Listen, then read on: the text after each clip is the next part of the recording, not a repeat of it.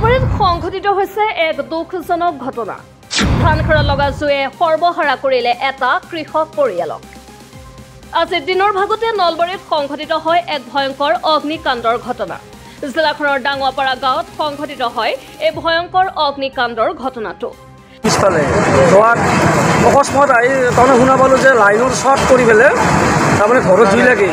যেতিয়া জুই লাগে তাৰপিছত আহি ঘৰৰ ওচৰত খেৰ আছিল, সেই খেৰতো জুই লাগি আমাৰ বহুতখিনি যায়, নথি পত্ৰ যায় আৰু কাগজ পত্ৰ আছে আৰু টকা পইচাও আছিল আৰু কাপোৰ কানি আদি বহুত বস্তু তাৰমানে হেৰি হয় পুৰি পেলাই চাই হৈ যায়। ঘৰৰ টিন পাত আদি কৰি গোটাই যায় কাঠ হেৰি। গতিকে চৰকাৰক মই এটাই অনুৰোধ কৰোঁ যাতে আমাৰ দেখি যাতে সঁহাৰি দিয়ে, এইখিনিয়ে মোৰ ক'ব লগা। নিমিষতে জুইত ছাই হৈ পৰে কৃষক, টাইজালিৰ থকা গৃহকে ধৰি সা সম্পত্তি।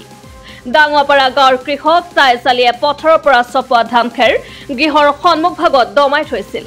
আজি বিয়লিৰ ভাগত হঠাতে বিদ্যুতৰ চৰ্চাকিত ঘটি জ্বলি উঠে ধানখেৰসমূহ।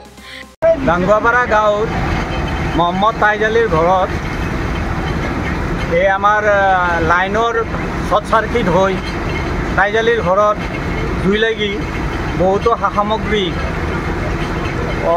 ঘৰ খেৰ ঘৰৰ লেপটপ আনকি বহুত টকা ও নথি পত্ৰসমূহ জ্বলি পুৰি ছাই হৈ যায়।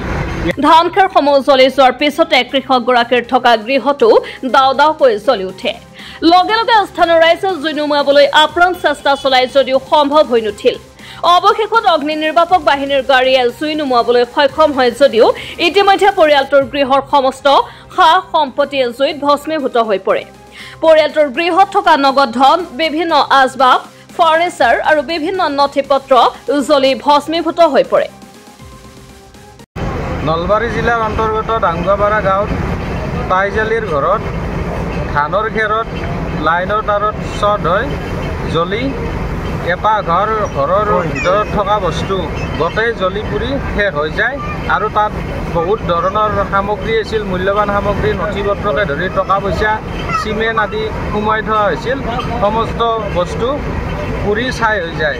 গতিকে আমি চৰকাৰৰ বিভাগীয় কৰ্তৃপক্ষক এইটোৱে অনুৰোধ কৰোঁ যে ডাঙুৱাপাৰাবাসীয়ে তেখেতৰ যিখিনি ক্ষতি হৈছে সেইখিনি ক্ষতিপূৰণৰ যাতে অলপ সহায় কৰি দিয়ে, দায়িত্ব লয়, সেয়ে আমাৰ তৰফৰ পৰা অনুৰোধ জনালোঁ।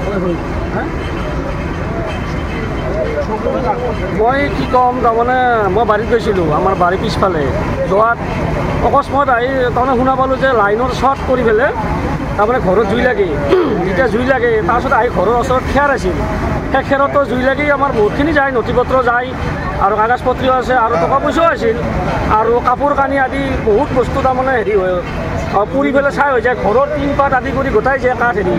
গতিকে চৰকাৰক মই এটাই অনুৰোধ কৰোঁ যাতে আমাৰ দেখি যাতে সঁহাৰি দিয়ে, এইখিনিয়ে মোৰ ক'ব লগা।